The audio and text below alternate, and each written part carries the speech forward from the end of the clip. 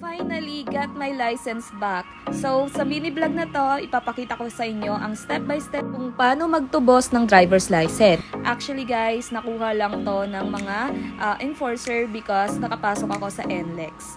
Ang first step po is pagpasok po natin ng main LTO dito sa Diliman, Quezon City is pipila po tayo. So ayan, may nakasabay pa kaming ning-ning. Ayan, so nagutom tayo guys. So syempre, kakain tayo, 'di ba? Kasi gutom tayo. Guys, meron pong Greenwich sa loob. So pwede po kayo mag-crave diyan ng pizza. So habang naghihintay tayo na matawag yung pangalan, kumain muna tayo.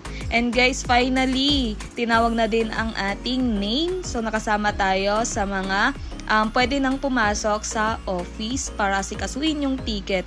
And guys, sad to say, yung ticket ko po dahil sa sobrang tagal na po, last year pa po ito ng October, kaya hindi na po masyadong nababasa. So pumunta po muna ako sa tinatawag nilang custodial section para kunin ang original copy bago tayong bumalik doon sa building na yon, yung blue building kanina.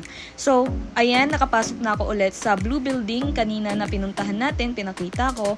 Is dito naman pipila tayo para asikasuhin nila yung ticket and para malaman nila yung violation ko.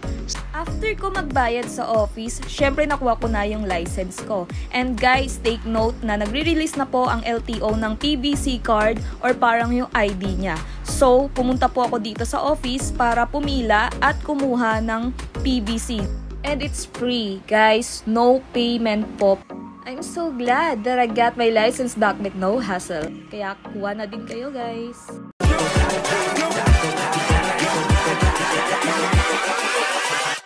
Hold up.